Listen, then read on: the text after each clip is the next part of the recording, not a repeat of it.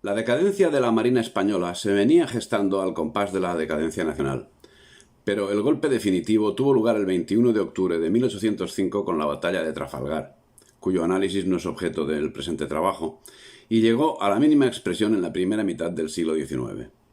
No obstante, Trafalgar no significó la puntilla decisiva a una armada que aún hubiese podido ser operativa si se hubiesen llevado a cabo las oportunas reparaciones y no se hubiese paralizado la construcción de nuevos buques. Al dar comienzo la guerra franco-británica para la dominación de España, vulgo Guerra de la Independencia, 3 años después del desastre de Trafalgar, la Marina española conservaba una todavía respetable armada compuesta por 42 navíos, 30 fragatas, 30 corbetas y otras naves. Pero la paralización de las construcciones fue absoluta y las reparaciones no adecuaban los navíos a las nuevas necesidades. De tal forma que a la muerte de Fernando VII, la suma de las embarcaciones mayores y menores no pasaba de 35 y sus dotaciones sumaban apenas 500 marinos. Algo inaudito para una nación como España, presente en los 5 continentes, siendo considerada su fuerza naval la 10ª del mundo en esos momentos.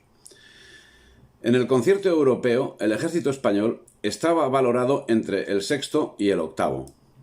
Esta valoración sería progresivamente inferior en el transcurso del siglo como consecuencia del abandono que sufrió no solo la Armada, sino la nación entera.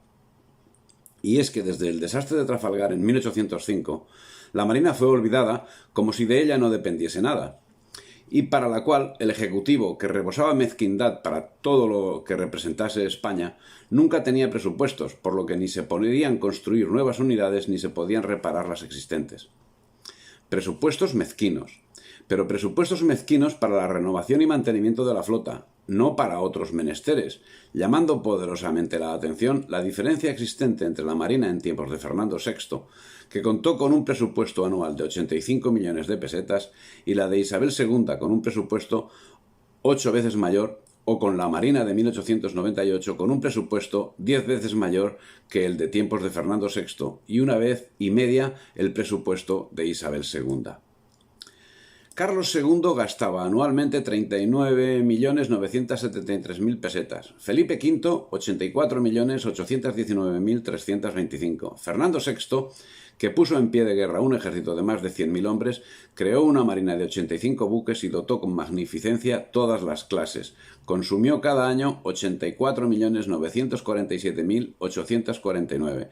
Carlos III elevó los gastos a 116.056.014, Carlos XIV a 177 millones, Fernando VII gastó 154.743.000 pesetas en tiempos de Garay, 166 millones... Pesetas no, perdón, no existían en ese momento. 166.203.331 en épocas liberales y 113.500.000 durante el ministerio de López Ballesteros. Doña Isabel II vio pasar sus presupuestos de gastos de 296.094.293 a 664.047.900 y después han llegado a los 906.274.687. Con una particularidad por señalar alguna. Para la renovación y puesta al día, en 1799 disponía la Armada de un presupuesto casi doble del más elevado desde la Restauración hasta 1888, puesto que en aquel presupuesto se le asignaban 75.036.514 pesetas, ahora sí, y en el de 1887-88 solo 44.572.322. Este descontrol no fue debido a la acción de una persona, de un grupo o de un partido, sino de todo un sistema. Sin lugar a dudas, se trata de la acción metódica dirigida para conseguir la postración de España. Debemos tener en cuenta que desde 1805, en que la flota española queda deshecha en Trafalgar, a 1898 pasan por la cartera de Marina nada menos que 140 ministros, lo que corresponde a una media de un ministro cada poco más de 7 meses. Durante ese periodo, la ciencia aplicada a la Marina había sido adoptada por todos los enemigos tradicionales de España. Inglaterra, Francia, Alemania, habían aplicado esos avances que no eran desconocidos por los gobernantes españoles, puesto que algunos de ellos eran invento directo de españoles. Y si los países europeos habían desarrollado esos avances, los Estados Unidos no habían quedado atrás. Así, en 1889, 8 años antes de la declaración de guerra a España y mientras se desarrollaban las pruebas del submarino Peral, el secretario de Marina Usense presentó un plan de escuadra que requería la construcción de buques acorazados de gran desplazamiento con cañones de grueso calibre, capaces de proporcionar una gran masa de fuego. Al año siguiente, tenían 3 buques acorazados de esa clase: el Indiana, el Oregón y el Massachusetts, de 10.000 toneladas, armados con 4 cañones de 33 centímetros y capaces de desarrollar 17 nudos. Ese mismo año se ordenó fabricar el crucero protegido Columbio y al año siguiente el Minneapolis, ambos de 8.100 toneladas. Era el inicio de la campaña que, llegado 1898, habían aportado una fuerza de 39 unidades de gran calado y otras muchas unidades menores, con un potencial de combate, de autonomía y de desplazamiento que superaba a la Armada Española con una diferencia equivalente a la que se hubiese producido a la inversa si el desarrollo del submarino no hubiese sido saboteado por el gobierno español. Pero esos gobernantes españoles, que conocían lo que pasaba fuera de nuestras fronteras, porque pasaron periodos de estancia justamente en Inglaterra, donde acudían no se sabe exactamente para qué, no adoptaban para España esos avances. ¿Qué se traían de Inglaterra? La desamortización, la venta de las minas a compradores extranjeros, principalmente ingleses, negocios como el ferrocarril, especialmente beneficioso para Inglaterra, el control de las industrias españolas por parte de Inglaterra, y la desindustrialización, la venta fraudulenta de las propiedades de la Iglesia y de los municipios, la proletarización de importantísimo número de trabajadores para España y la miseria. Con estas medidas, España se quedaba radicalmente rezagada, con la añadida sin razón que tanto en el campo civil como en el militar había sobrado personal que se encontraba al día de los avances tecnológicos. Científicos civiles y militares como Echegaray, González Ontoria, Bustamante, Villamil o Isaac Peral eran referentes mundiales en la vanguardia de la investigación e inventaban un cañón, un torpedo, una mina, un destructor y el primer submarino en 1888. ¿Para qué había de servir esa inventiva y ese esfuerzo en una nación cuyo gobierno se vanagloriaba de sentirse protegido por Inglaterra? Y no es una especulación. Tal cosa se dijo en el Parlamento. Y en cuanto a la aplicación de los recursos, ¿dónde se iban los presupuestos archimillonarios de la Marina a que hemos hecho referencia líneas más arriba? El 10 de noviembre de 1897, el ministro de Marina, Segismundo Bermejo, expuso la penosa situación de la Armada, indicando que el personal contratado llegaba a los 6.000 personas, a lo que había que añadir el personal militar. Esas 6.000 personas consumían el presupuesto de la Armada, cuyos responsables habían boicoteado el desarrollo del submarino, que tenía un costo de 300.000 pesetas por unidad. Esa malversación de fondos tenía su consecuencia lógica en el desarrollo de la fuerza naval. La situación de la misma era exactamente conocida por los responsables, que efectivamente botaban barcos, pero en unas condiciones que dejan en clara inferioridad a España, y es que desde el año 1883 hasta 1896, si bien es cierto que España y Estados Unidos lanzan al agua el mismo número de barcos, el tonelaje botado por Estados Unidos más que quintuplica al botado por España. Y en lo relativo a la potencia de armamento, la progresión sería similar, muy a pesar de los avances aportados por inventores españoles al respecto, siendo que a la hora de producirse la guerra hispano-usense, en piezas de artillería de calibre superior a 200 milímetros, la proporción era de 7,7 a 1 a favor de Estados Unidos. En el periodo que nos ocupa, 1898, el gobierno español era consciente de la necesidad que comportaba la defensa de Cuba, Puerto Rico, Filipinas y el Pacífico, dadas las insistentes señales de alarma que sobre esos territorios se producían, muy especialmente desde los Estados Unidos, donde la gran influencia de las teorías Mahan hacían que los planes militares usenses contemplasen atacar la península, Cuba y Filipinas. Con esos conocimientos no solo fueron desatendidas las necesidades de la Armada, sino que ni tan siquiera se reforzaron las defensas terrestres. Durante varios años, la actividad armamentística de los Estados Unidos era manifiesta, y 8 años antes del gran desastre, en 1890, Alfred Mahan había hecho públicas las intenciones que marcarían la actuación de los Estados Unidos.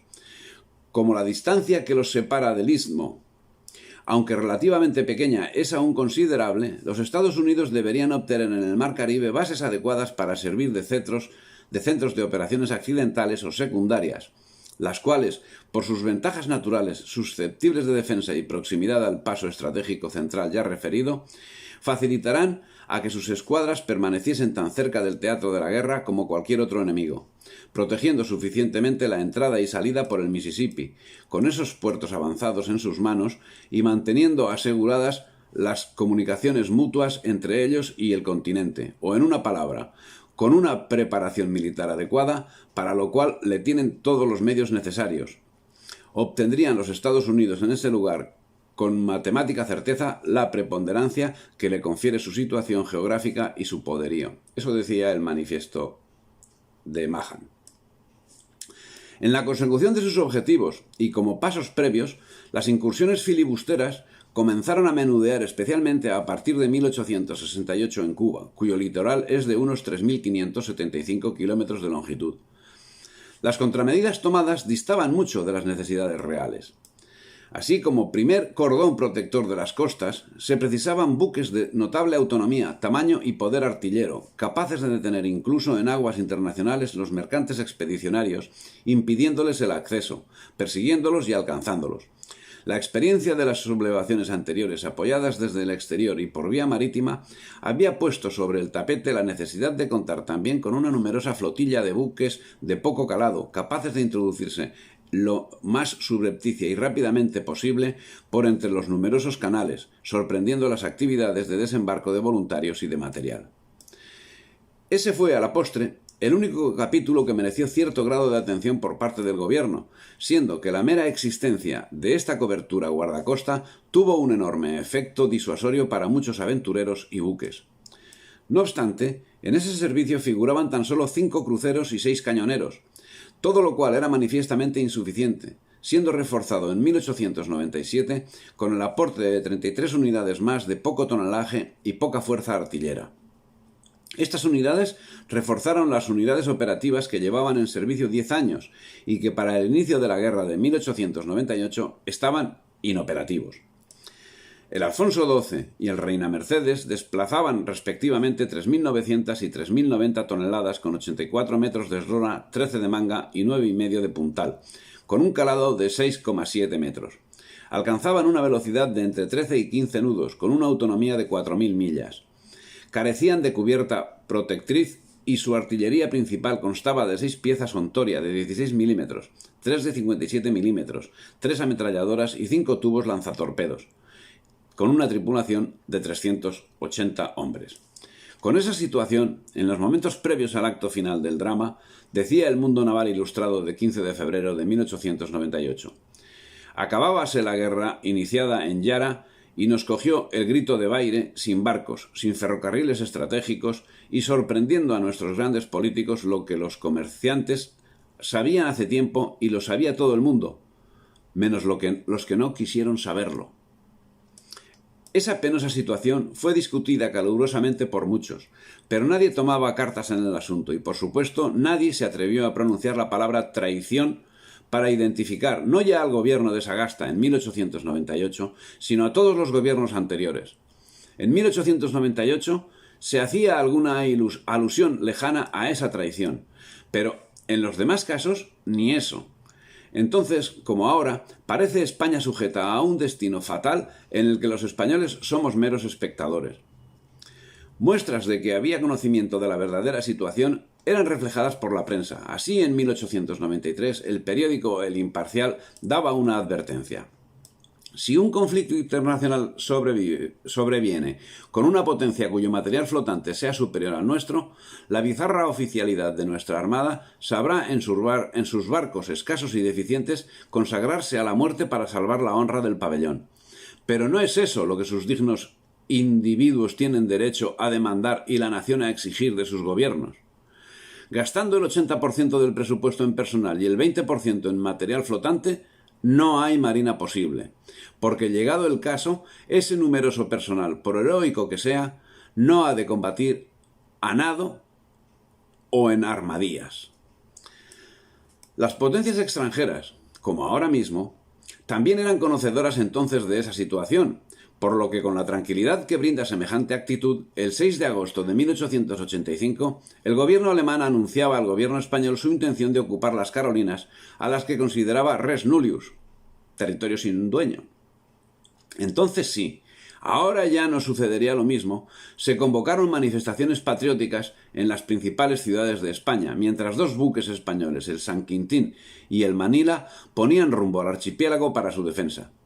Pero el cañonero alemán Iltis izó la bandera alemana y las tropas españolas se retiraron sin más el 25 de agosto de 1885, lo que ocasionó en Madrid un alboroto que acabó atacando la embajada alemana, dando lugar a una situación de preguerra que finalmente fue solventada con el arbitraje de la Santa Sede. En la península, la escuadra solo disponía de 2 fragatas acorazadas de casco de hierro, la Numancia y la Vitoria, más otras 2 de casco de madera, la Sagunto y Zaragoza, ambas en reparación. Otras viejas fragatas inútiles componían toda la fuerza naval española. En Cuba y Filipinas la situación no era mejor. No era igual la situación de la fuerza alemana. La escuadra del Kaiser contaba con un total de 13 fragatas acorazadas, por lo general más modernas, potentes y grandes que las españolas. 12 corbetas de hierro, muy superiores a las fragatas y corbetas de madera españolas. 6 de madera, 10 cañoneros, incluido el Iltis, citado antes, 14 monitores para la defensa de costas y unos 57 torpederos. Todos aquellos buques estaban en mucho mejor estado de eficiencia y preparación que los españoles. Pero finalmente no se produjo la guerra, dado que ambos contendientes se sometieron al laudo papal, en cuyo protocolo fue firmado el 17 de diciembre de 1885. España conservaría su soberanía en Carolinas al tiempo que concedía ventajas a los súbditos alemanes que decidieran asentarse en las islas, así como una estación naval alemana. Los políticos manifestaron entonces la necesidad de modernizar la armada. Era una discusión que venía de largo y que inexorablemente era postergada en beneficio de no se sabe exactamente qué, y demostrando un desinterés sin límite por las necesidades nacionales. Los conservadores proponían su compra al extranjero, los liberales su construcción en España. Unos y otros hicieron algún amago en apoyo a lo que defendían, pero siempre fue tarde y de poca entidad. La pregunta es si esas propuestas no eran planteadas sino para cubrir el expediente. Los argumentos, sin lugar a dudas, hacían especial hincapié en el desarrollo de la tecnología. Ya no se podía pensar en buques de vela. En pocos años las necesidades variaban de manera vertiginosa, exigiendo la aplicación de unos fondos que, existiendo, acababan en lugares indeterminados, mientras la armada seguía deteriorándose al mismo ritmo que los nuevos inventos se materializaban y eran aplicados por otras naciones. Hacia 1850, los buques de hélice superaron decisivamente a los de vela y a los vapores de ruedas. Apenas 9 años después, las fragatas blindadas a los anteriores. En la década de los 70, los buques armados con cañones pesados montados en torres y barbetas a los antiguos blindados, a estos, al menos teóricamente, los torpederos, y así sucesivamente. Lo mismo sucedía con los blindajes y la artillería. Aproximadamente cada decenio quedaban decisivamente superados. Esas circunstancias eran la excusa perfecta para que unos presupuestos como los señalados más arriba, con los que indudablemente se hubiese podido formar una formidable escuadra, no se formase. En España, todos estos dilemas habían diferido hasta entonces la concepción de un plan de escuadra. El proyecto de Durán había fracasado por su insistencia en la importancia de los buques, el de Pavía por problemas de financiación y de la proyectada flota, y de la forma más significativa, el más completo y serio, de Antequera, por la postura decididamente partidaria de la nueva escuela, encabezada por el almirante Beranger. Pero es que cuando el desarrollo del destructor fue diseñado por un español y los costos eran mucho menores, no se aplicó. Y cuando el submarino demostró su perfecta operatividad y su económica construcción, fue saboteado por el propio Beranger. Todo tiene una difícil explicación, máxime si tenemos en cuenta que la Armada había suspendido en 1884 los exámenes de ingreso en la Escuela Naval, ante la escasez de buques. En enero de 1887, Beranger fue cesado como ministro de Marina, ocupando su puesto Rafael Rodríguez Arias, que consiguió aprobar el programa naval. De entre los negocios que implicaban dicho plan se destacan los siguientes. Astilleros del Nervión, empresa que fundó José María Martínez de las Rivas, estrechamente relacionada con Cánovas del Castillo.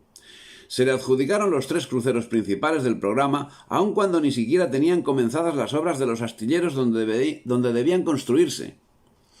Martínez de las Rivas se asoció con Charles Palmer, el mayor fabricante privado de buques de guerra para la Royal Navy. Como era de prever, Palmer consiguió estrangular a su socio español que en 1892 tuvo que presentar suspensión de pagos. El gobierno se vio obligado a intervenir la sociedad y negociar directamente con Palmer y con él, como único interlocutor, se finalizaron las obras de los 3 cruceros más importantes del programa: el Infanta María Teresa, el Oquendo y el Vizcaya. Astilleros Bea Murguía, de la familia del mismo nombre, a diferencia de los anteriores, no llegó a tener astilleros propios y se sirvió de los de la Marina en la Carraca. Se le adjudicaron varios barcos, pero solo pudo llevar a buen puerto el crucero protegido Carlos V, que no estaba finalizado en 1898, por lo que no pudo incorporarse a la escuadra de Cervera. También tuvo dificultades financieras análogas a los astilleros vascos. Teplacencia de las Armas Co. Ltd., fábrica de armamento adquirida por Maxim Nordenfeld en 1888, radicada en la localidad guipuzcoana del mismo nombre. Las negociaciones de la compraventa las llevó directamente Zaharov, que sería nombrado director de la empresa con sede en Londres. La factoría, hasta entonces llamada Euskalduna, fabricada bajo licencia fusiles Remington que vendía a varios ejércitos europeos. A nadie pareció preocuparle que se vendiera una de las mejores fábricas de armamento españolas a una sociedad extranjera, ni que uno de sus propietarios fuera competidor directo de Isaac Peral, ni que el otro, Maxim, fuera ciudadano norteamericano, estando ambos países en plena situación de beligerancia. Como director de la factoría se nombró a un joven oficial de la Marina Española, el teniente de navío José María Chacón Peri. En estas circunstancias, Rodríguez Arias daba el visto bueno para el desarrollo del submarino Peral con el objetivo de, si resultaba favorable, aplicar una actualización de primer orden a la Armada, ampliando sus unidades de acuerdo a las necesidades de una nación con importante presencia en los 5 continentes. En el momento de su aprobación, en 1887, disponía la Armada de 2 acorazados, 6 cruceros, mal llamados de primera, 16 de segunda y 37 embarcaciones menores, en total 61 unidades. Este programa naval, que como queda señalado más arriba implicaba unos presupuestos de marina cercanos a los 1.000 millones de pesetas, exigió un aporte especial de 225 millones. Al contribuyente español se le había exigido en 1887 un esfuerzo extraordinario de 225 millones de pesetas, equivalente a la 1/4 parte del presupuesto del Estado de entonces, para modernizar la Armada y dotarla de material necesario para hacer frente a sus retos del momento. El resultado, 11 años después, no podía ser más desolador. El material a disposición de la Armada no tenía capacidad ni para garantizar la integridad del territorio peninsular. No se puede decir lo mismo de algunas fortunas personales, que por el contrario se habían lucrado de forma exorbitante con los contratos militares. ¿Era culpa de Rodríguez Arias? La ley de reconstrucción de la escuadra había sido aprobada unánimemente en 1887 y en la misma se concedía el crédito extraordinario señalado para la construcción de 3 cruceros de guerra en astilleros españoles. Conforme se desarrollaba el proyecto, la prensa criticaba la inoperancia del gobierno y de los astilleros, así como la corrupción que envolvía la operación, que debía ser llevada a cabo por Astilleros del Nervión, propiedad de los hermanos Francisco y José María Martínez de las Rivas, relacionados con Cánovas. Pocos inocentes encontramos en los gobiernos, y en el desarrollo de este proyecto de 1887 especialmente, cuando consideramos qué unidades se encargaron y cómo acabó el proyecto y cuál era el coste de las unidades. Cada tonelada incorporada a un acorazado costaba menos de la mitad de una incorporada a un torpedero y casi un 60% menos de la mitad de una incorporada a un destructor o un submarino. De tal manera que, a igualdad de presupuesto, se podía tener más del doble de toneladas invirtiendo en acorazados que haciéndolo en buques pequeños. pero a pesar de todo parecía abrir una puerta a la esperanza. Dio el visto bueno para el desarrollo del submarino, cicateramente, pero posibilitando el desarrollo de un arma que, si no hubiese sido saboteada por el propio gobierno, hubiese sido decisiva no solo para garantizar la unidad de la patria, sino también para posibilitar un importante desarrollo industrial, no solo militar, sino también civil. Pero el desarrollo del submarino fue saboteado.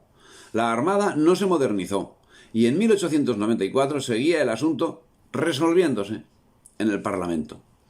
La situación era la señalada. La Armada desarmada, pero el gobierno, según decreto de 16 de enero de 1891, había publicado una larga lista de buques que se encontraban en servicio. Tenemos 3 divisiones navales. La primera, o sea la de Cádiz, se compone de un buque de 9.000 toneladas, de 2 de 7.000, de 1 de 5.000, de 2 cruceros de tercera clase, de 2 cañoneros torpederos y de 3 torpederos.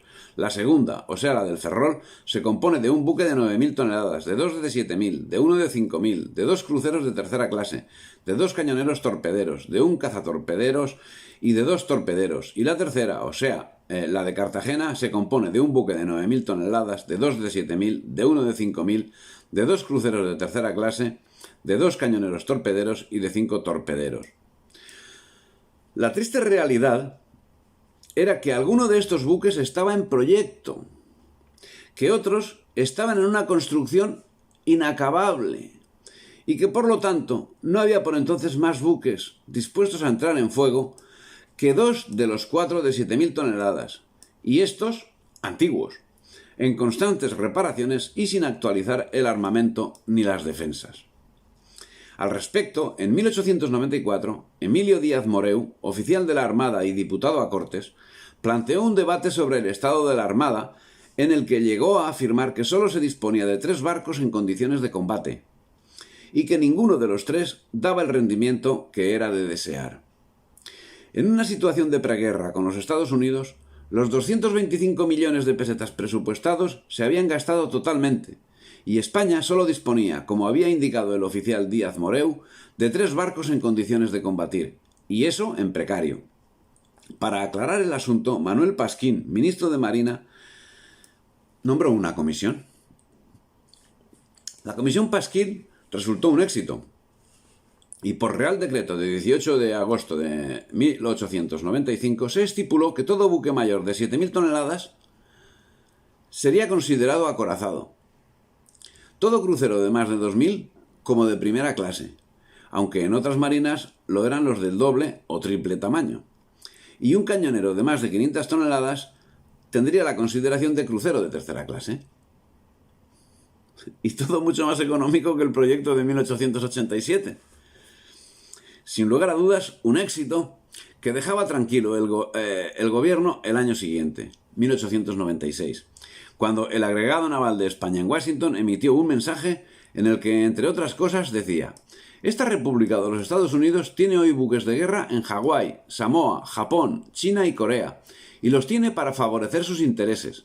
Y si estos pugnan con los nuestros de Filipinas, contra estos irán, como han ido contra Cuba, de los 3 nuevos acorazados de 11.000 toneladas sacados, nuevamente a concurso. Uno será construido por la casa Unión Iron Borg de San Francisco y quedará cuando esté terminado para prestar servicios en esta costa, en Unión del Oregón, que está completamente terminado. Se activan los trabajos para tener listos a fin de este año los buques Adams, Albatros, Alert, Bennington, Boston, Detroit, Machias, Marion, Monadnock, Monocacy, Monterrey, Olimpia, Oregón, Filadelfia, Pinta, Yorktown. Algunos de estos buques están en el arsenal de Mare Island. Todo este material naval que tienen los Estados Unidos en las aguas del Pacífico lo dedicarán en caso de guerra contra España para defender sus costas de cualquier agresión por parte de nuestra escuadra de Filipinas, salvo el caso que traten de utilizarlo para molestarnos en nuestro oriental archipiélago.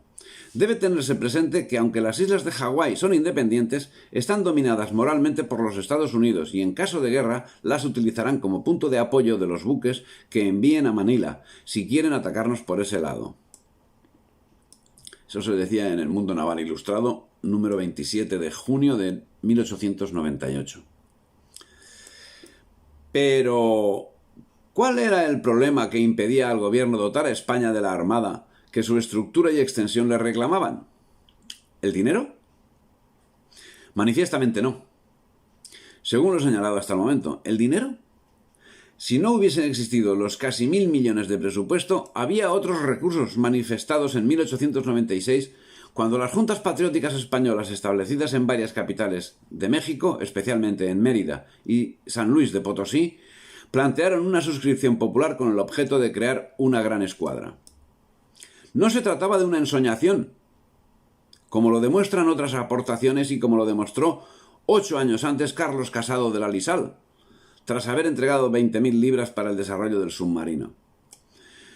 Pero si el dinero ofrecido no era una ensoñación, la traición tampoco lo es. ¿Qué hacía el gobierno además de entorpecer allí donde podía? ¿Qué hacía en ningún ámbito de los que le eran señaladas las deficiencias? Evidentemente no existía un pensamiento estratégico naval, pero es que para que éste exista son necesarios otros condicionantes. El pensamiento estratégico naval necesita de un pensamiento estratégico nacional, una estrategia nacional, un pensamiento marítimo y uno militar, fundamento de las estrategias marítimas y militares, estrategias particulares que cuando unen en algún punto sus líneas de acción generan el pensamiento estratégico naval. Pero esos pensamientos no podían entrar en el caletre de los gobernantes españoles, que durante todo el siglo habían degenerado la vida nacional en beneficio de intereses extranjeros. ¿Qué se podía esperar de unos gabinetes que tenían esos condicionantes?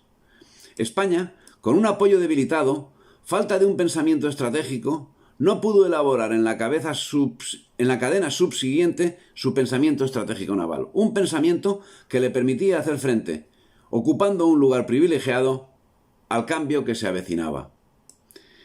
Y no era que faltasen medios ni avisos.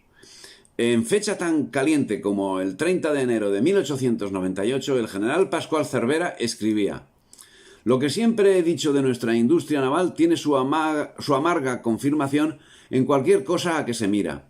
Ahí está en Cataluña, con más de 8 años de empezado, y aún no tiene ni la obra viva. Si esto sucede en este arsenal, en los demás sucede lo mismo. Por lo que hace a la industria privada, la maquinista terrestre y marítima nos ha dado la máquina del Alfonso XIII, que no está en disposición de navegar nunca. Cádiz nos ha dado el Filipinas, que es un desastre. Y el Carlos V, que si no es un desastre, tampoco resulta lo que debe, porque sacrificado todo al andar, le falta fuerza. Y esto que solo es española la ejecución». ¿Y el gobierno?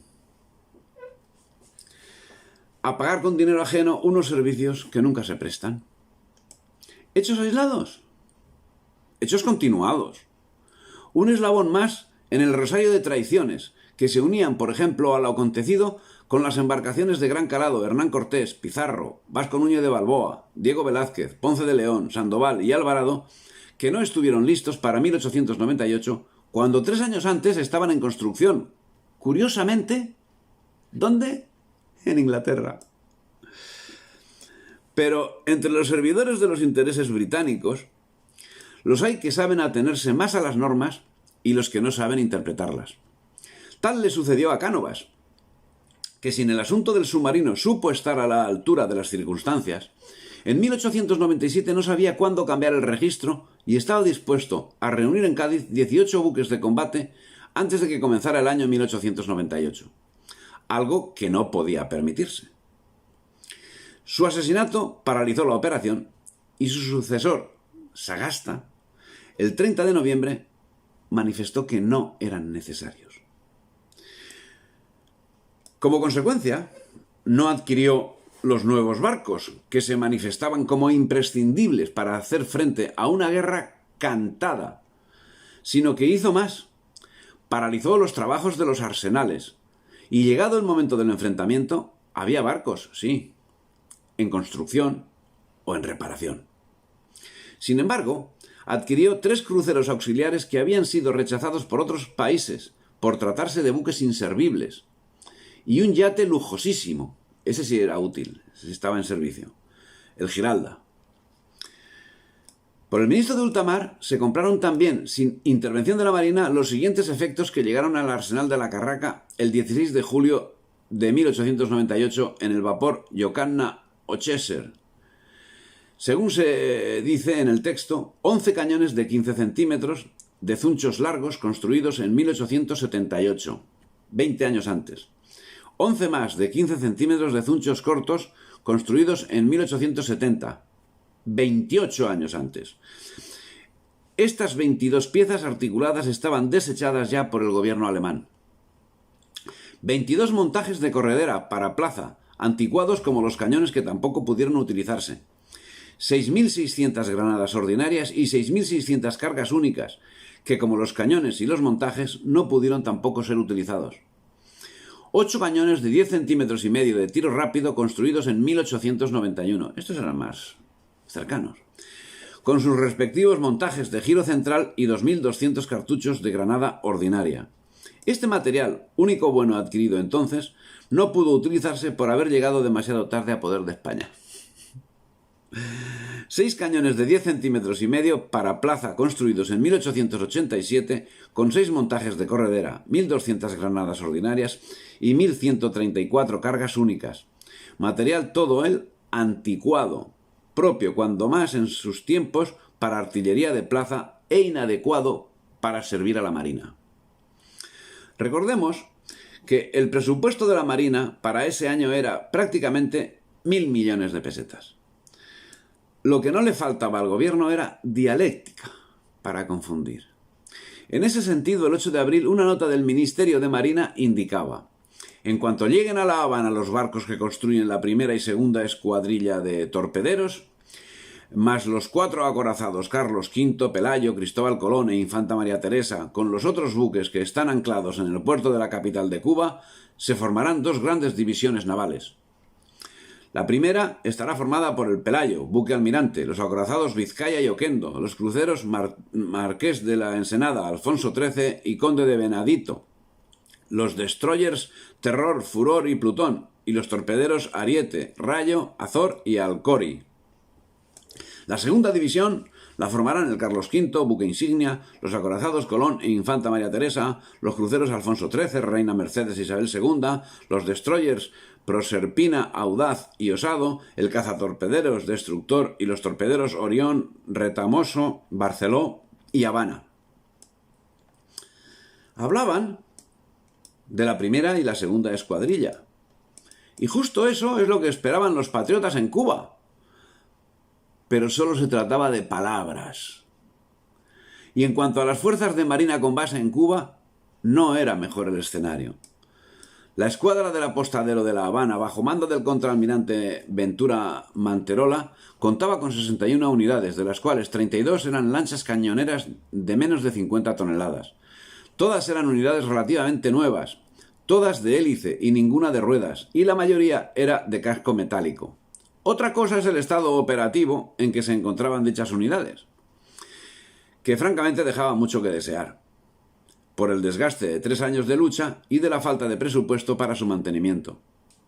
Por ejemplo, en Cuba no se habían construido facilidades para la reparación de estas unidades y había que ir a Jamaica a realizarlas y pagarlas a precio de oro. Y en cuanto a la marina mercante, España poseía una gran flota de rápidos transatlánticos de gran tonelaje y buena velocidad, en excelentes condiciones mecánicas y de navegación, propiedad de la Compañía Transatlántica y de otras muchas que usó con más desacierto que fortuna.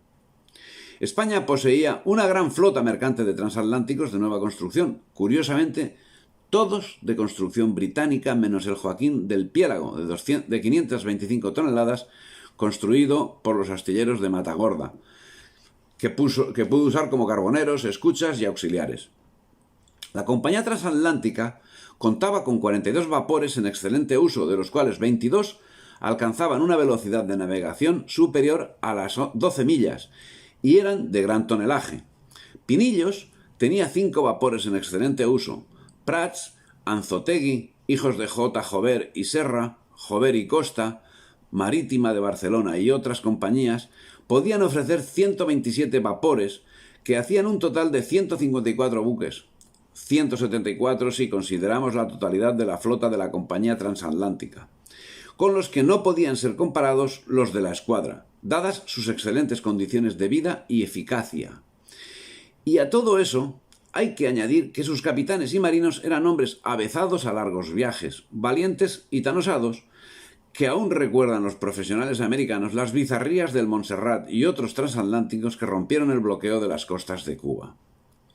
Esa flota, una de las primeras del mundo, quizá la primera en aquella época, fue usada con punible torpeza, o con la sagacidad que es exigible a los siervos de la corona británica.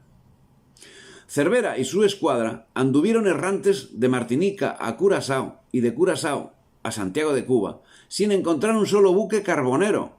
Y por eso, en vez de refugiarse en el puerto de La Habana o en el de Cienfuegos, lo que indudablemente hubiera evitado la destrucción de su escuadra, el almirante tuvo que entrar en Santiago de Cuba, porque estaba quemando las últimas toneladas de carbón.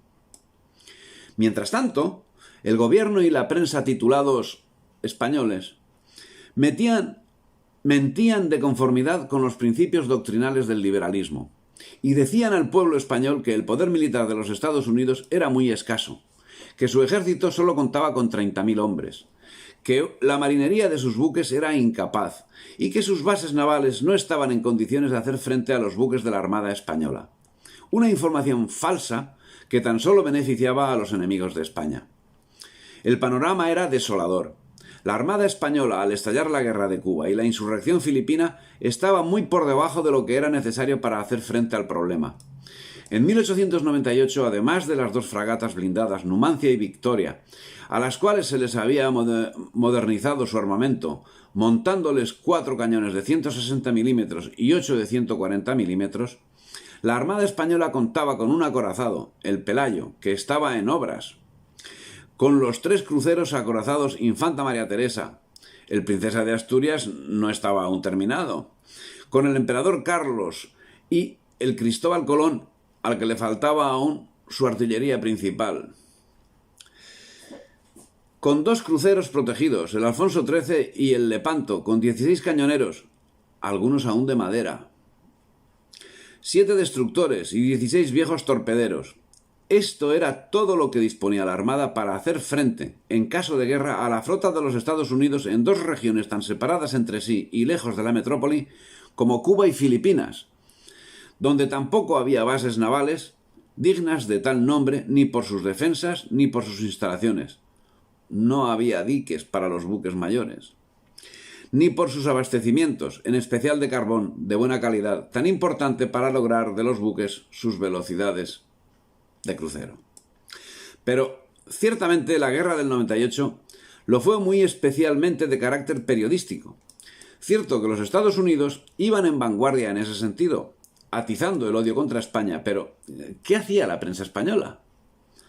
Los periódicos de Madrid llenaban sus páginas con relaciones de los buques de guerra nacionales, más de un centenar, desde el Pelayo al Ponce de León, sin olvidar a la gloriosa Numancia. La mayor parte de estas naves carecían de armamento adecuado. Sus máquinas estaban casi inútiles, y sus cascos corroídos por la navegación en mares tropicales.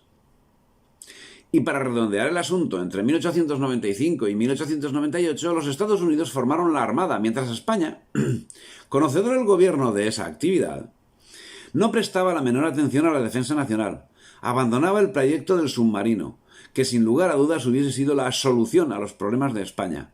Engañaba a la población diciendo que la Armada Española era potente y que se haría más potente con los proyectos de renovación que nunca se llevaban a efecto, y encargaba a los astilleros ingleses y usenses la construcción de naves para la defensa de las costas. Sería imposible para nosotros señalar punto por punto todos y cada uno de los desmanes y errores cometidos por nuestros gobernantes, pues necesitaríamos ocupar muchas páginas y se haría interminable este libro. Básteme decir, por última vez, que ellos exclusivamente son los responsables de todas nuestras desgracias y calamidades. Tenemos además la convicción de que no está lejano el día en que la luz de la verdad se abra paso, y entonces nuestra desventurada España conocerá a sus pérfidos servidores. Eso ya se decía a finales del XIX. Esto no es producción mía, sino de un autor del siglo XIX. A estas alturas, me permito dudar que se trate de errores. Más bien parece deberse su actuación a su condición de agentes británicos. España no estaba vencida muchos años antes de 1898. España ya estaba vencida muchos años antes del 1898. Y los gestores de esa derrota serían los encargados de maquillar la misma con actuaciones que no solo no interfiriesen en el plan tratado, sino que posibilitasen el exterminio de quienes pudiesen representar algún peligro para la obtención de los fines buscados. De ahí el crecimiento exponencial de mandos militares y con ello de gastos militares que no se aplicarían ni a la formación ni a la actualización del armamento. De ahí el envío al matadero de multitud de soldados carentes de la más elemental formación militar.